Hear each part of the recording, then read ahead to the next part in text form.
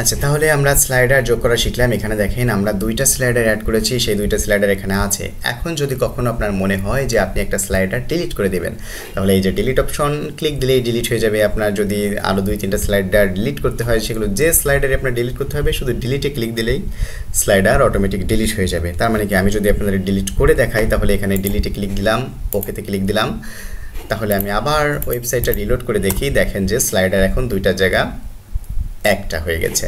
আমি আবার স্লাইডারটা অ্যাড করে দেখাচ্ছি। আমাদের স্লাইড অ্যাড করতে আমাদের প্রথমে কোথায় যেতে হবে তাও আমি আপনাদের প্রথম থেকে আবার দেখাই প্রয়োজনে।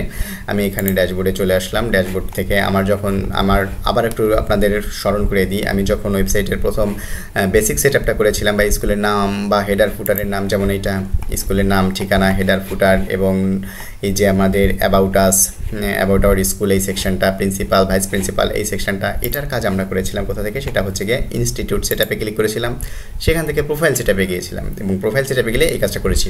কিন্তু এখন আমরা কাজ করতেছি স্লাইডার নিয়ে, এবং এই স্লাইডারের কাজটা আমরা করতেছি কোথা থেকে সেটা আরেকবার আপনাদের মনে করে দিচ্ছি। সেটা হচ্ছে ওয়েব ম্যানেজার থেকে। ওয়েব ম্যানেজারে ক্লিক করব, এবং ওয়েব ম্যানেজারে ক্লিক করার পরে অনেকগুলো অপশন আসবে, সেখান থেকে আমি যে স্লাইডার, এই স্লাইডারে ক্লিক করছি, এবং স্লাইডারে ক্লিক করার পরে এই যে টেবিলটা আসছে এখানে আমি স্লাইডার অ্যাড করেছি। এবং আমার যদি প্রয়োজন হয় আমি নিউ স্লাইডার নিব, তাহলে যে নিউ স্লাইডারে ক্লিক করলাম। নিউ স্লাইডারে ক্লিক করার পরে এখানে আপনাকে একটা ডেট দিতে হচ্ছে। একটা ডেট দেওয়ার পরে তো তাহলে আপনাদের নিউ স্লাইডে নেওয়ার জন্য একটা ডেট চুজ করতে হবে। এখান থেকে ডেটটা আপনি বসিয়ে নিতে পারেন। তো আমি এখান থেকে ডেট হয়তো 12 তারিখ দিয়ে দিলাম। টাইপটা স্লাইডার থাকবে। অ্যালবামটা কিছু দিব না, সিকোয়েন্সটাই দিব। আমি এখন 2, যেহেতু আমার একটা স্লাইডার আছে, দ্বিতীয় স্লাইডারটা দিতে যাচ্ছি, সেজন্য 2। এবং স্লাইডের টাইটেল, স্লাইড টাইটেল আপনি যা খুশি তাই দিতে পারেন। এখানে আমি এবিসি দিয়ে দিলাম। দরকার হলে আপনার স্কুল ইমেজ 1, স্কুল ইমেজ 2 আগেরবার যেমন দেখিয়েছিলাম সেভাবেও দিতে পারেন। এরপর আছে চুজ ফাইল। চুজ ফাইলে যাওয়ার পরে একটা ছবি দেখিয়ে দেবেন যে ছবিটা আপনি স্লাইডার হিসেবে ইউজ করতে চাচ্ছেন। যেমন আমি 987 এটা চাচ্ছি, এটা দিলাম। এবং এবার আমি সেভে ক্লিক করব। শুধু সেভে ক্লিক করার পরে দেখেন এখানে রিলোড হবে। রিলোড, হ্যাঁ, স্লাইডার সেভ সাকসেসফুলি।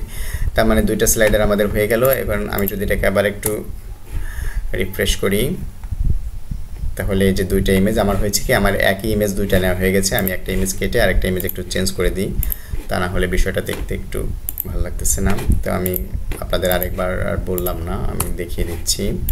এখানে যা খুশি তাই লিখি, এবং এখানে চুজ ফাইলটা আমি আরেকটা ইমেজ যেটা এটা দেওয়ার পরে শুধু সেভ, আর কোনো কিছু নেই। একেবারে সহজ, পানির মতো সহজ করে আপনাদের ওয়েবসাইটটা তৈরি করা হয়েছে।